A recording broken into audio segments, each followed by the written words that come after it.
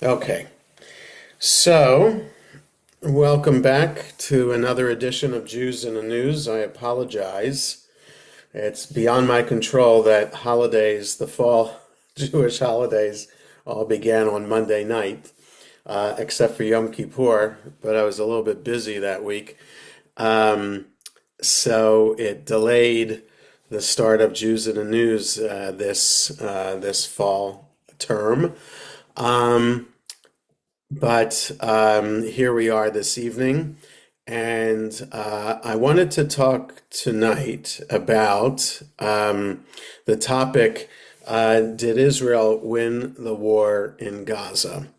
Based on this idea that there's a very, very tentative, fragile ceasefire in place, kind of forced on both parties by President Trump and the administration. And I don't mean that in a negative way about President Trump. I mean that about the parties themselves, not exactly running to make a ceasefire. Um, so the result of the first phase of the ceasefire was the unbelievable um, uh, return of the 20 living hostages. And that could be a topic for another Jews in the News, just to um, watch some of the reunion videos of the individual hostages with their family members. Heartbreaking. In fact, we'll see one picture a little bit later this evening. Um, and so, but in the meantime, another, so there have been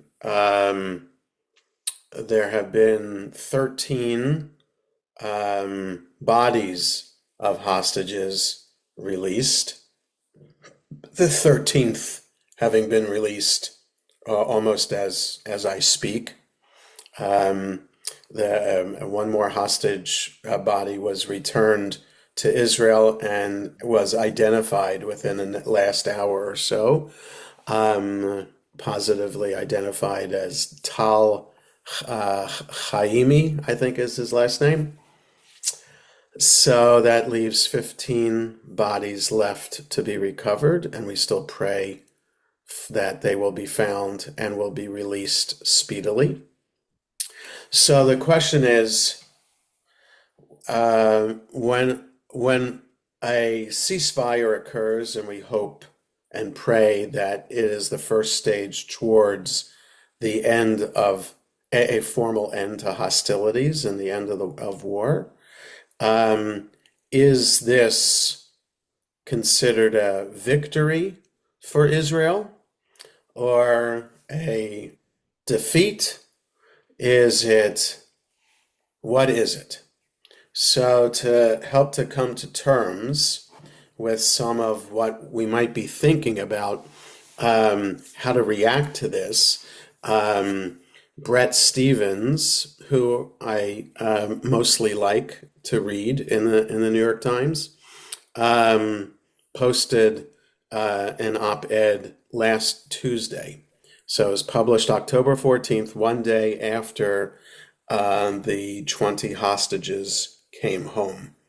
And I want to read what he had to say about this, and also want to read what Daniel Gordis had to say in his email, Israel from the Inside, that was posted today. So I'm going to share my screen for the Brett Stevens. I cut and pasted it into a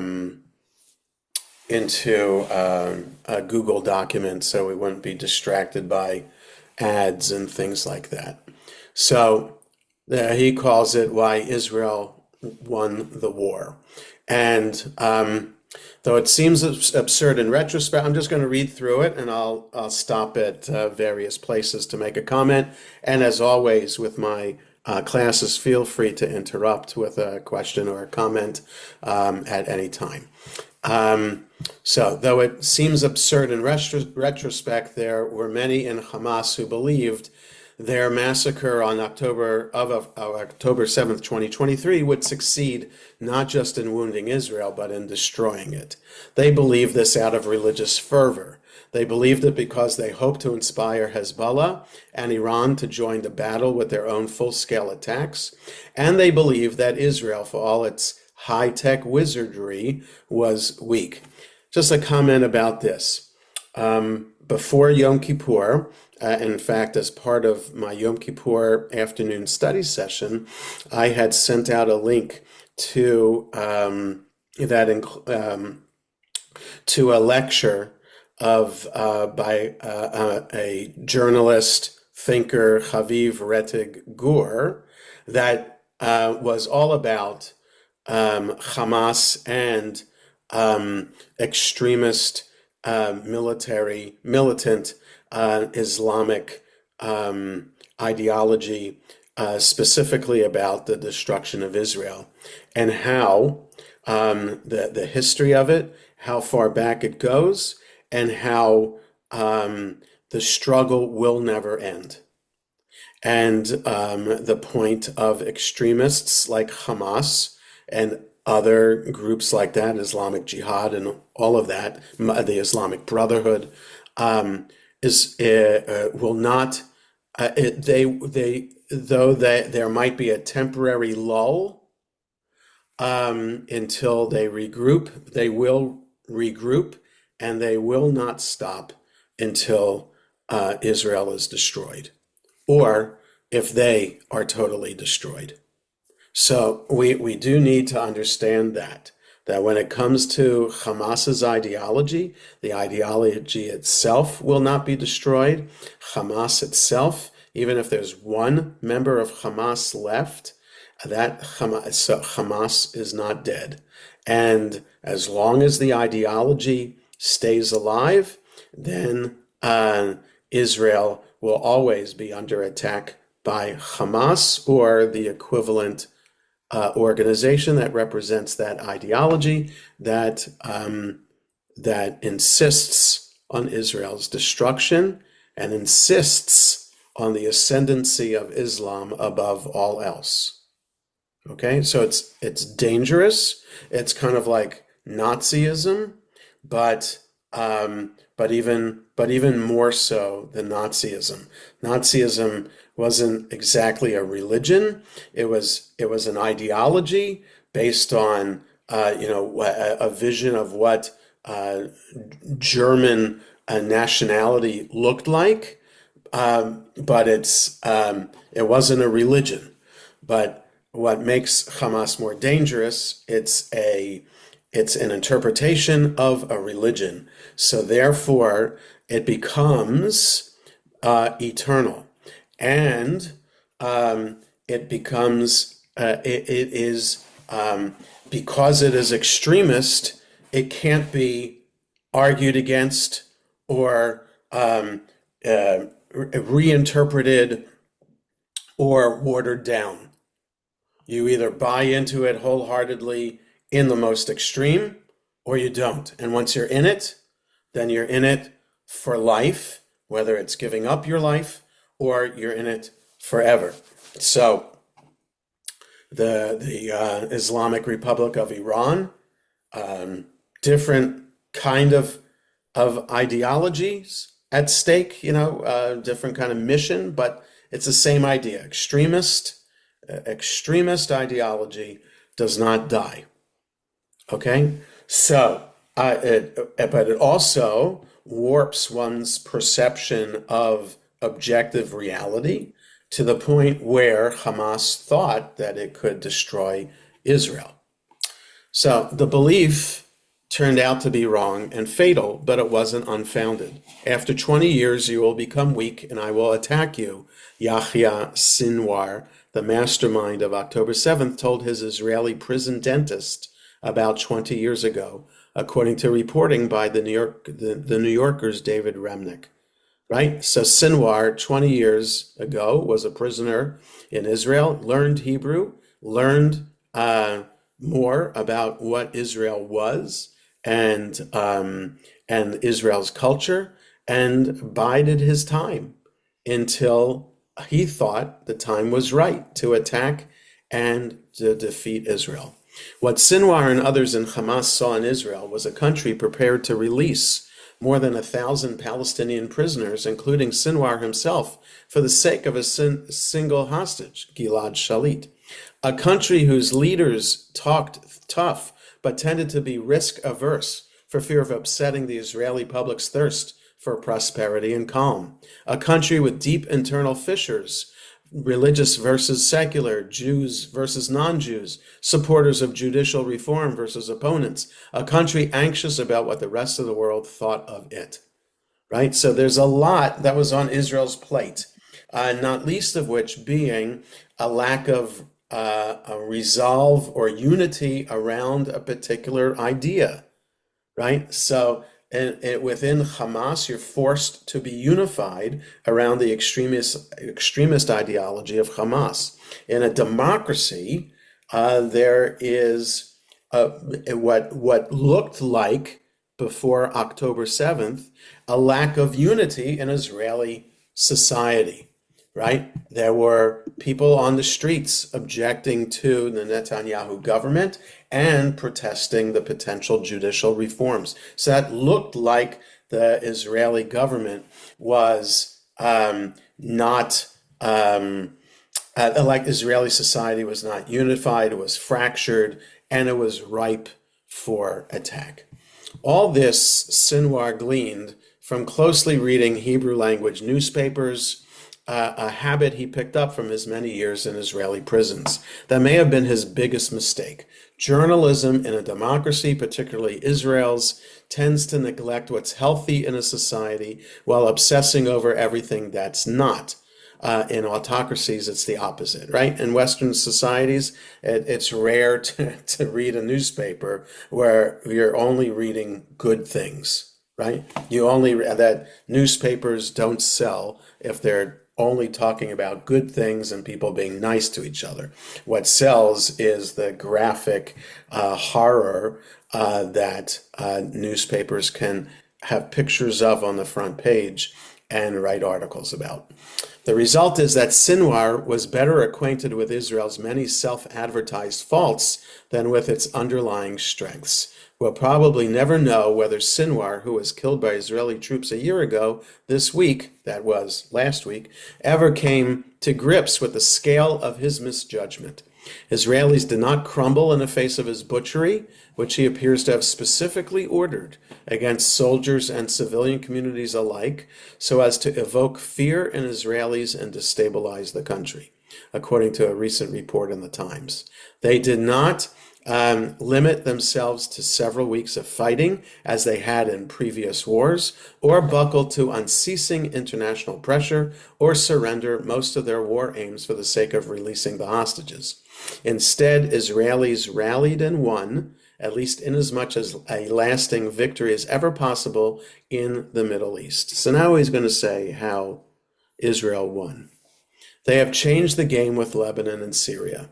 They have humiliated and defanged Iran, whose regime, as Karim Sajadpour notes in a new essay in Foreign Affairs, is tottering.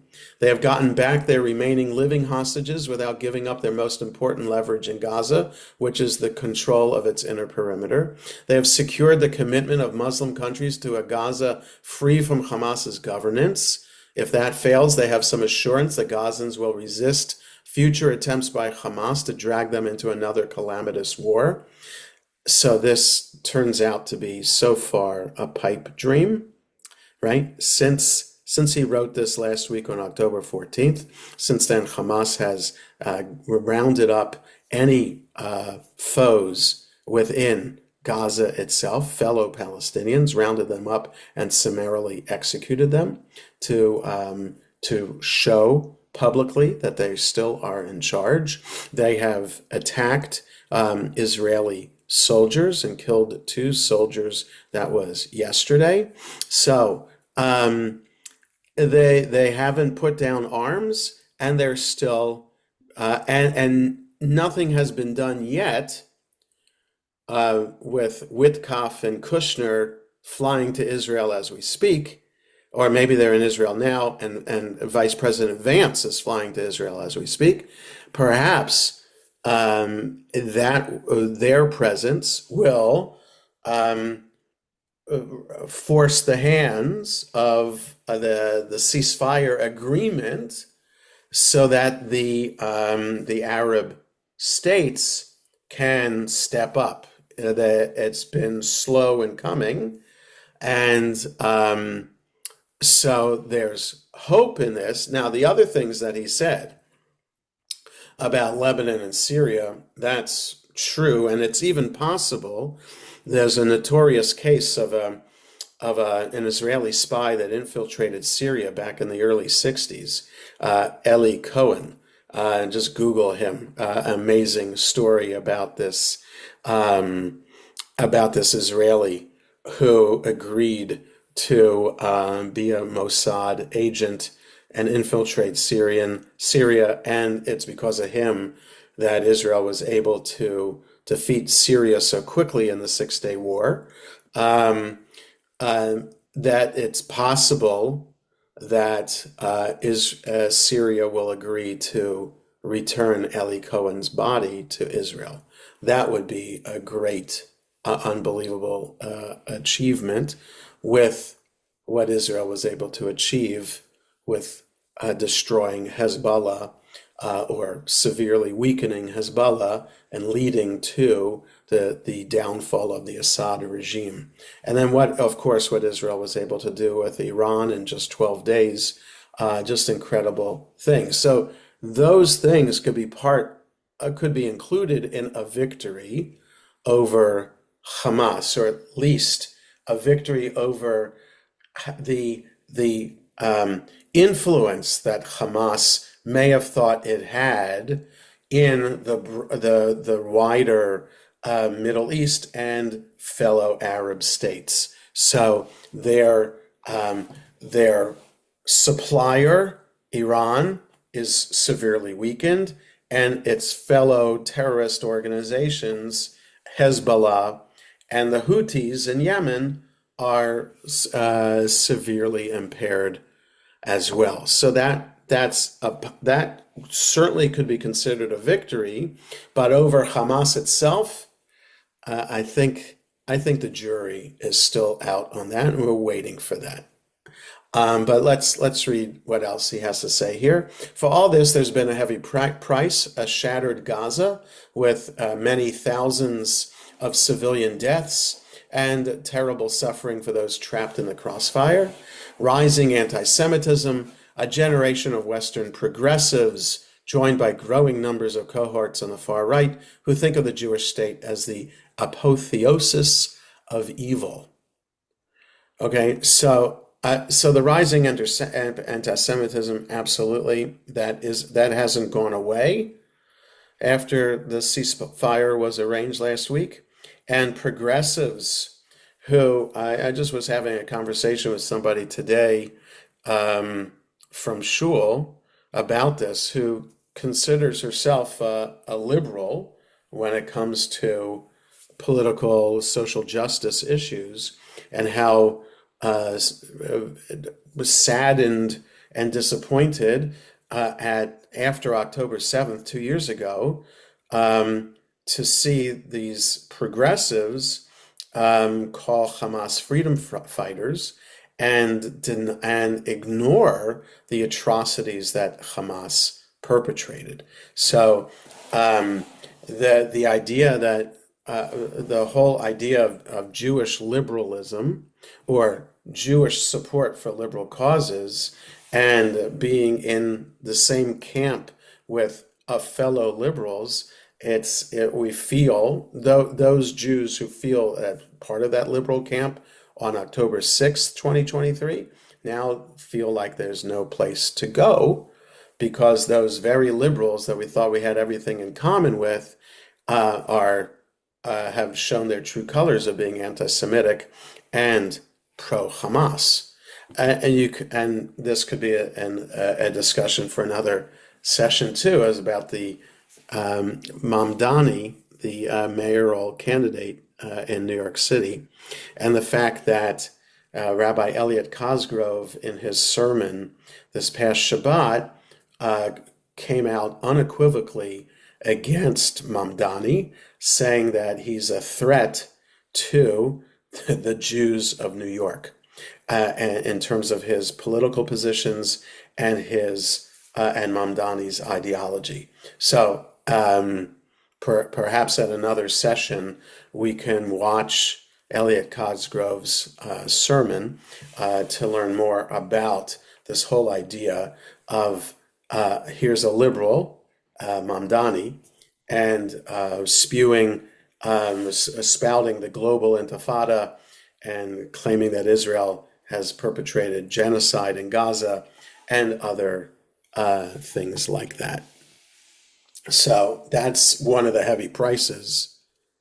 And so the heaviest price of the war, of course, is the 1,200 people that Hamas butchered that day and the 250 hostages it took and killed, uh, and the torture, and yes, the torture of the living hostages.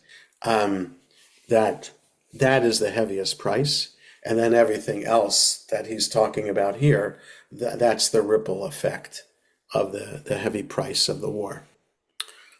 Maybe all that could have been avoided, though I doubt it. Israel had already been judged guilty of war crimes by all the sentence first, verdict afterward critics in the earliest days of the war.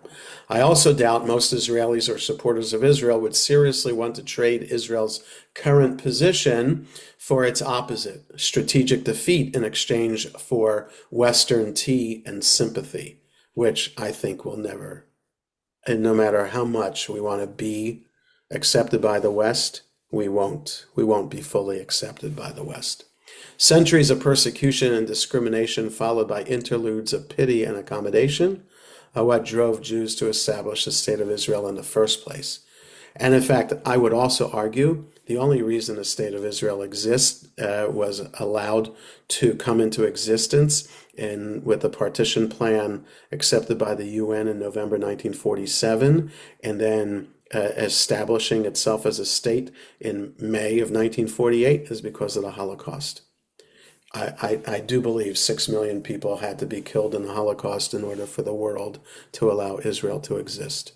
And that itself is a statement about how deep anti-Semitism is embedded in Western society, and how we really, for us, it's really important for Jews around the world, especially in America, to understand and if once we understand it, then we can then we can then we can live our lives practically and pragmatically in dealing with this anti-Semitism, to try to live the best lives that we can.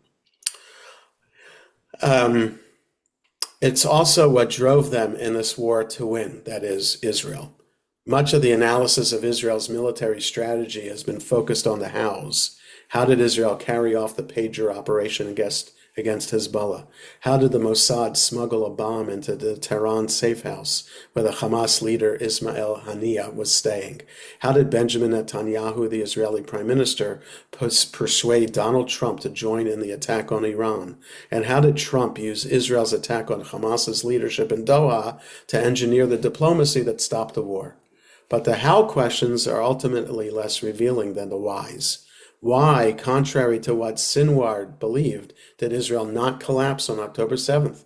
Why did Israelis persevere through mass murder, forced internal displacement, right? This internal displacement, that is, all the survivors of the kibbutzim around Gaza had to go to the Dead Sea, to hotels in the Dead Sea until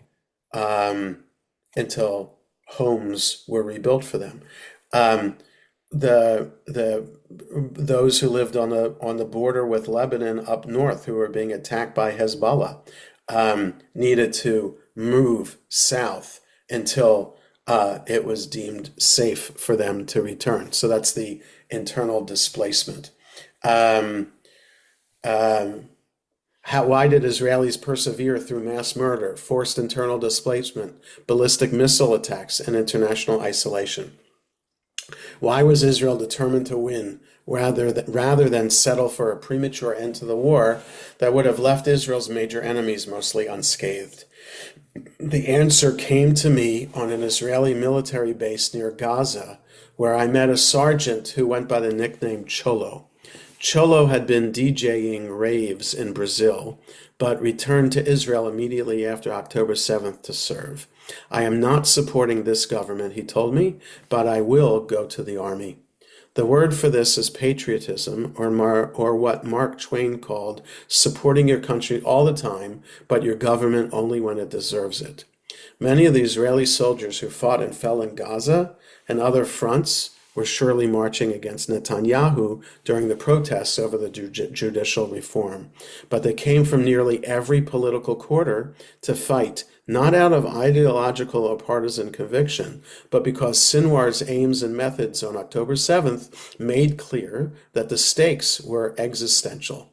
What's more, the gleeful support those aims and methods instantly engendered worldwide made clear that even now there's still no safe harbor for Jews. Not Australia, not Canada, not Britain, not France, not Germany, and perhaps not America, right? So in other words, Israel defeated Hamas and will summarily defeat Hamas because Israel has no choice. There is no other place for Jews in the world to go and to be safe. And every Jew knows that. And some Jews are willing to go to Israel to fight, and others, like us, who still live in the diaspora, have to face the fact that I don't want to be a doomsayer, but I'm just saying history teaches us that there is no safe place in the world ultimately to be Jewish other than Israel. And that's a very, very scary thing, and that's what this war with Hamas has just proven. Do earnest progressives really think that if the Jewish state were to vanish tomorrow to be replaced by some utopian binational state, the anti-Jewish furies in the Middle East, Europe, or North America would somehow abate, or would those furies simply find easier targets? Nor did so that's the argument also about liberals who are anti-Zionist because they are supportive of democracy, and they think that Israel, the state of Israel, should be a state for all the people who live there, and that means equally Palestinians and Jews, which ultimately would mean that Israel would become a Palestinian state and not a Jewish state. And what would that mean for Jews? So there's no way that the state of Israel, as it currently is formed as a Jewish state, would ever allow the state of Israel to not be a Jewish state. The question is how to allow for the existence of a Palestinian state alongside Israel to be while also ensuring Israel's security and safety. That's the biggest problem. Nor did Israelis fight only because they were faced by an existential threat. They also faced an existential lie, the lie that Israel is a settler colonialist state, a non-native invasive species that has no place in the land. It's a lie that's taken hold everywhere, even if a 3,000-year-old historical record disproves it. And it's a lie that, as it's grown bolder, attacks the very roots of Jewish identity. If I forget thee, O Jerusalem, wasn't simply meant as literary metaphor to prove the point Israelis had to fight and win the war, right? And people still don't understand this. People still think that Zionism is colonialism, and it's not. And people refuse to understand that the state of Israel is an act of repatriation, not colonialism. The current ceasefire brings a set of difficult questions about what comes next for Israelis and Palestinians and everyone else invested in their future. But it should settle important questions too. Are Israelis weak? Is their state built on foundations of sand? Is their attachment to their beliefs slight? Yahya Sinwar and those who followed him thought so. The grave he made for himself should settle the questions for good. So, what Stephen's essentially saying is that the heart of the Israeli is strong, and that won over the ideology, the monstrous, evil, immoral ideology of Hamas lost. Yet, Israel is wounded, severely wounded. Israel has not established a commission of inquiry, which it did after the 73 war, an independent commission of inquiry, which it did after the war in Lebanon in 1982, an independent commission of inquiry, which is right. It wasn't government based. It wasn't made up of ministers in the current government that formed the commission. It was independent of the government so that it could be trusted by everyone in Israel to get to all the facts as to what were the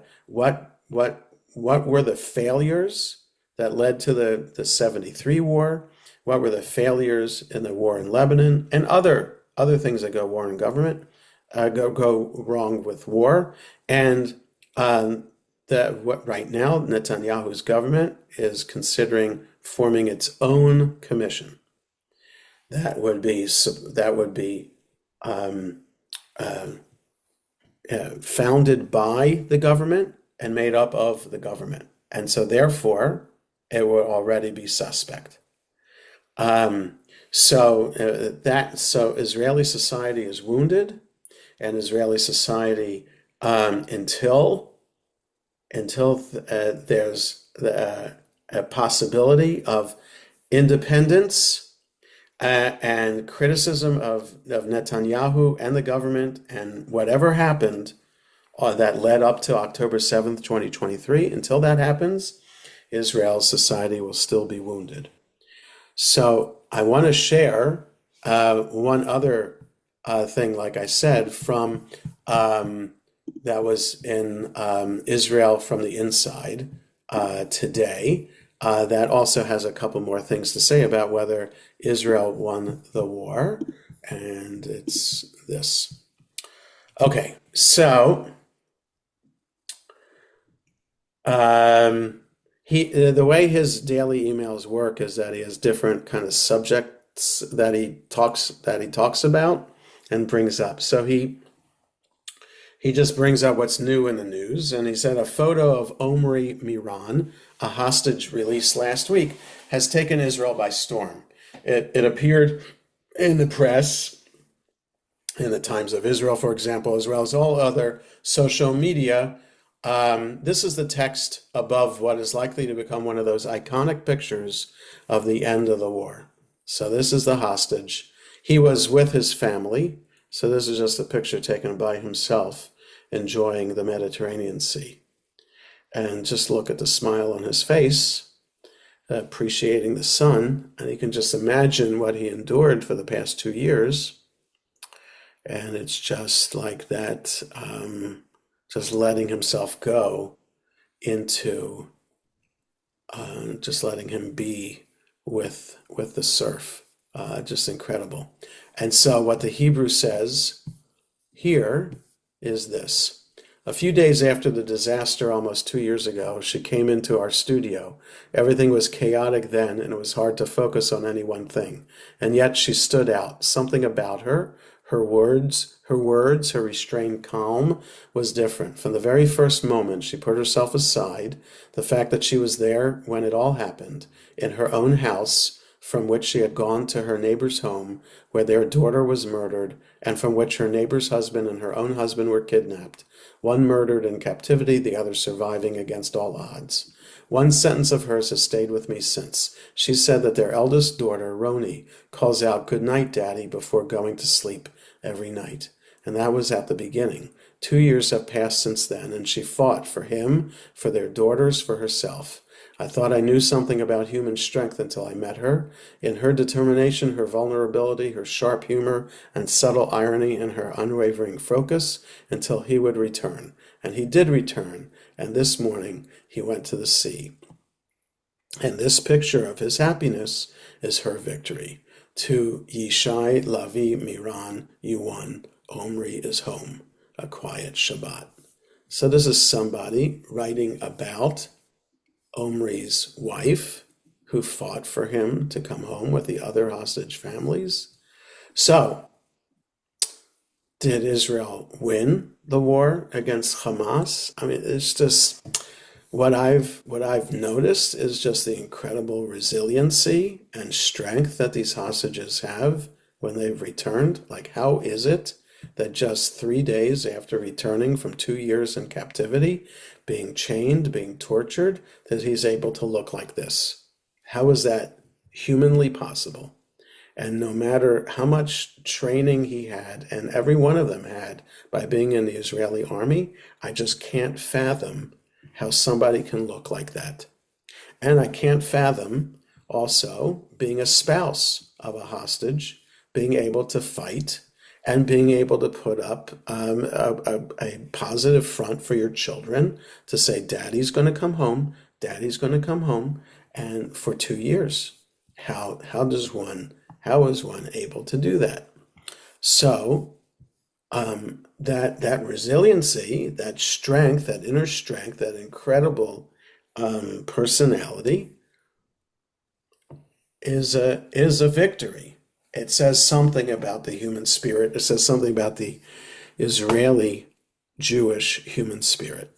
And that's I don't know what else to say about that. I'm overwhelmed by it. It's really incredible. But then there's, I don't want to skip Naftali Bennett. That's a more political thing. There's this. This is political also, but it's a comment about whether we really won the war or not.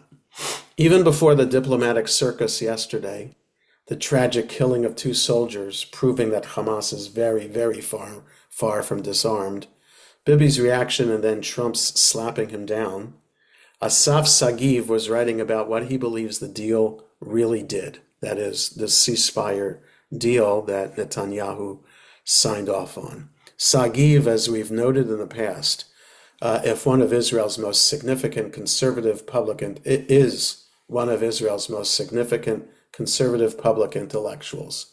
Fiercely opposed to the left, he's also deeply dismayed by Netanyahu, has been bitingly critical of Netanyahu since the war began, and has said on numerous occasions that Bibi should no longer be prime minister.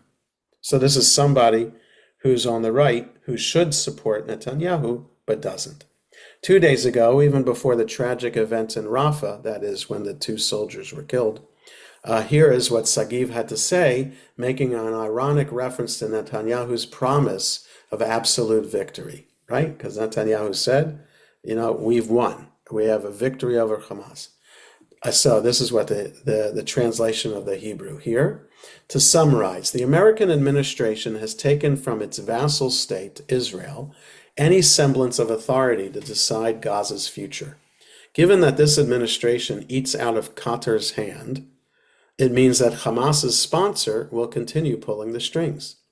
And all this after we poured out our blood in a war against the most monstrous enemy ever to rise against us, an enemy currently carrying out a murderous purge in the Strip to reestablish its control there. Netanyahu can celebrate to his heart's content to the cheers of his sycophants, but he bears responsibility for this shameful failure. And yes, The word absolute is certainly called for here, but not necessarily next to the concept of victory. The main thing is we cried and got emotional with the chorus of wailers in the square. And later that evening, Sagiv made reference to the prime ministers having rammed through a government decision to call this war the war of revival. So it had been called the Iron Sword, and now Netanyahu and the government wants to change the name of the war officially to the War of Revival, Tekuma. That's now official government policy, but the chances that that's how it will be eventually known are exactly zero. The sense here is hardly one of revival or rebirth. We've survived. We've managed. We were slain. We bound together until we didn't. But reborn, revived, maybe one day. Today, not even close. No one missed what was really up, of course, still refusing to call for a national commission of inquiry of the sort that Israel has always set up after these sorts of catastrophes. The prime minister wants Israelis to think of the war more as a victory than a setback. That would take a good bit of imagination. So, I wanted to share what Sagiv had to say, just so that we understand that yes, the live hostages are home, and for some people, that's all that's necessary, because we understand we'll never defeat Hamas. But to argue that Hamas is defeated is a false argument, because like I said, and like Brett Stevens pointed out, like Haviv Rettig Gur pointed out, Hamas will never be ultimately defeated. Never, never, never. So the thing is to recognize that, be honest about it. I think that's Sagiv would say. As long as, if Netanyahu were honest the whole time, then possibly people would believe him and give him the benefit of the doubt about certain things. But to blindly think that they've defeated Hamas is wrong. To change the name of the war to kind of reflect that idea that Hamas has been defeated only covers that up. To not establish a national commission of inquiry that is neutral, independent, also covers it up as well. So, is Hamas defeated? Did Israel win? It's still a question. But what I'd like to end my remarks with, and then open it up for questions or comments if people have anything, is I think the most important thing so far out of all of this is that it's always remarkable to me the Israel's ingenuity in the face of battle, and the spirit of Israel, that all 10 million Israelis come together as one spirit, recognizing that when attacked, Israel will rise up, will unite in the face of its internal differences and defeat the enemy. And the main reason to do that is because we have no choice. In order for Judaism to survive, in order for Israel to survive, we know that we're on our own. Thank God we have America behind us right now, but we know ultimately Israel and the Jewish community, because we're at one. Jewish community and Israel are intertwined, and we know that we need each other, and we know that we need to do everything within our power to ensure that we survive, and we only have each other to trust and to count on in order to ensure that that works. So that is loud and clear from this war with Hamas, the indomitable Israeli Jewish spirit. So, Gabe. Rabbi, I have so much to say. I don't know how much time you have, Okay, but well, we'll see. yeah, I think the biggest thing that you said tonight is that we, the Jewish people, have to stay united. Yes. And I think we're missing the moment here. The victory that we had is a small victory. And as you mentioned, this is a war of ideology. Yeah. We have to look at the big picture here, and we have to look at history. This moment in time where we have a president of the United States who supports the state of Israel more than any other president in the history of US presidents. And we are blowing this moment by dividing each other, by fighting against each other, by being pessimistic, by having all these different ideologies of what should have happened, what could have happened, So et what do you cetera, et mean, cetera. Gabe? My What point, should we be united about here in America? we should be united that number one, we've made some progress because as a result of this quote unquote war, as you mentioned, the Holocaust led to the creation of the state of Israel. Yeah. Well, this war, and I'm not saying it should ever have happened. If we Yes. look at what happened to Iran and their nuclear capabilities, it's been set back for a while. Right. That's a good thing. So there's Yes. small victories in this. Yes. And looking at the big picture, if you see what's happening in the Western Hemisphere, the rise of Muslim leaderships in political leadership positions, which is going to happen here in America. It's Yes. happened in England, and you see what's happening in England, and it's going to happen here 10, 20 years down the road. And if you continue to see more and more Islamic radical leaderships in political positions, then the United States will no longer be able they will no longer be able to support Israel. And without the support of Okay. America, Israel is doomed. So let me stop you there and just say I would just I would just change your remark a little bit, not to be against Muslims. No, Uh, not as a generic, yeah, I understand, not as but a I would change it to say radical. the liberals, like I was alluding to earlier, liberals like Mamdani, who's running for mayor in New York, other Congress, liberal Democrats in Squad, Congress, yeah, Senator Bernie Sanders, the squad, exactly.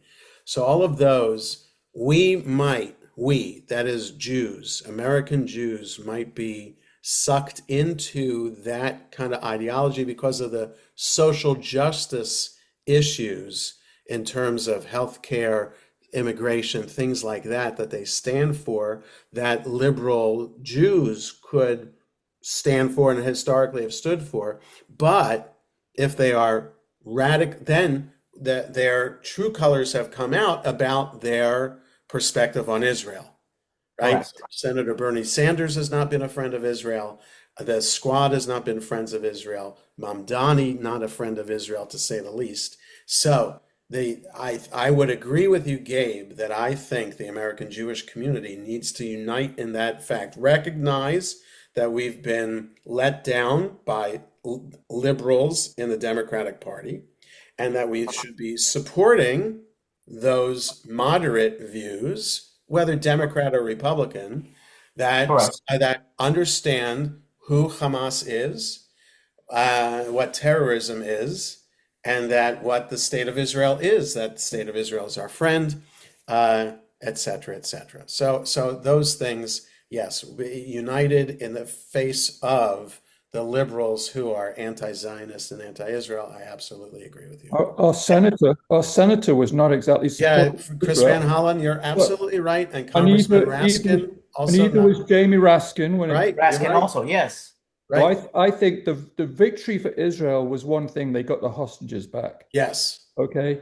And short-term Trump was an incredible friend to Israel. Yes. I think the lasting impact is going to be this country is no longer can be counted on to support Israel. Well, so I'm not good at prognosticating political things, David. So I have no idea. So I think part of me is living in the short term, like one day at a time. And right now, Trump is a friend of Israel. So I'll like Trump for that, though I will not like Trump for all the other things that I don't like Trump about. But I will acknowledge that without Trump, this ceasefire wouldn't have happened. And without him, the 20 living hostages wouldn't have come home. I can readily admit that, and there's nothing wrong with admitting that. Um, but the so um, but the future, I have no idea what's in store in the future, and I also know that Trump can change his mind at any moment, and could be an enemy of Israel, or at least not a good friend as he is right now. And the other So, thing is, I think only Trump could effectively put the pressure on Netanyahu. But then, how do you get Netanyahu to get out of the way? right, that's the thing too. It is an election year now in Israel, and will it take all the way until next September when the elections are supposed to happen for a change in government, or will something happen before? I don't know. The all the rallies that have been happening every Saturday night in Tel Aviv and around Israel have not had an effect on Netanyahu and the government. They have not given in any way to those rallies, and have not said, "Okay, I resign."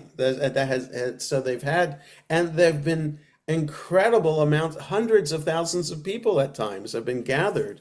So you would think that there would be some kind of impact on, or some give in Netanyahu's views about things, and it has been the opposite. Resolved, the lack. How many you can count on one hand the amount of times that Netanyahu has spoken with hostage families personally during the war, right? Which is inexcusable. It's a shanda.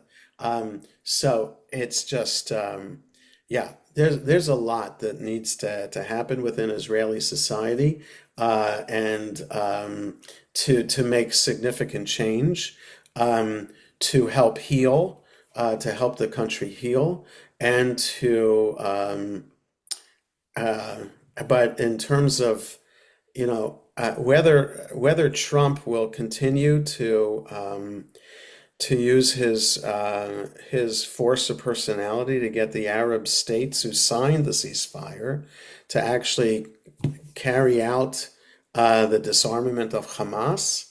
I mean, if he's able to do that, then he would definitely deserve the Nobel Peace Prize. If he could get Arab countries to get Hamas to disarm, that would be a miracle. And I don't have my hopes up for that.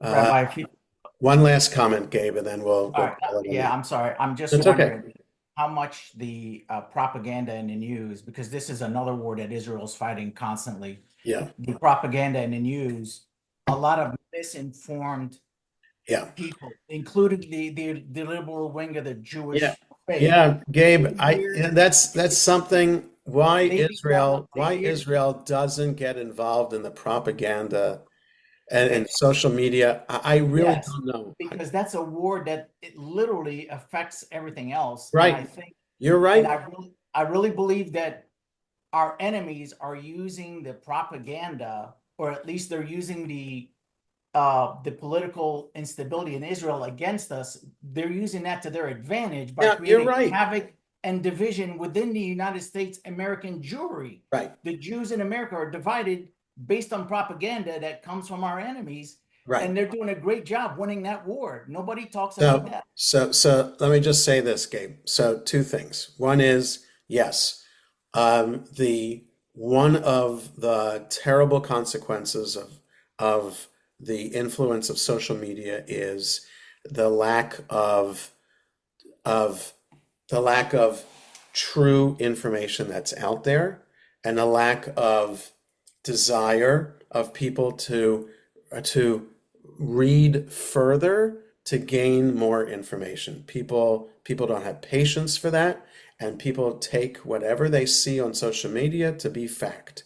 So that's terrible, and so that has played into Hamas's hands and has played into the Palestinian hands, and so yes, so Zionism is colonialism, free Yeah, Palestine from the exactly. river to the sea, Palestine Exactly. will be free. All those are like catchphrases, easy to do. And Israel should play the game too, but Israel hasn't played the game because it's not so easy to counter these easy slogans with an easy slogan that has like truth behind it. It's hard because the truth requires more words than just a 4-word or a 5-word slogan, and people don't have patience for that. So, so there's the influence, the terrible influence that social media has had on our society and on our thinking, critical thinking, and then there's also the idea that truth. People just don't have the patience. People don't have the patience for truth. It's easier, and it's with religion too. Like people who take the Bible literally, they only have the patience to read the Bible, as opposed to understanding that really, the religion, Christianity, Islam, Judaism, is based on the interpretation of the Bible, which requires a lot more reading to do than just what the verse in the Bible says. So it's only the as so the work that we have as thinking, caring, concerned Jews, concerned American Jews, is to combat the influence of social media, to encourage people to use their brains and to think, and to help people understand that Israel has a right to exist. It is moral and ethical to believe in and support a Jewish state, and that that Hamas is a terrorist entity that needs to be destroyed. So there's a lot of work cut out for us, and Israel's spirit has survived the war, and that's incredible to see. And whether Israel will be ultimately victorious at the end of the war, that's a long way off yet. So thank you all for being here this evening. Thank you, Rabbi. Thank Um, you. I It's very appreciate this. informative. Thank you, and we'll have another edition of Jews in the News next week. Okay. Take care, Thank you. everybody. Good night, everyone. Bye.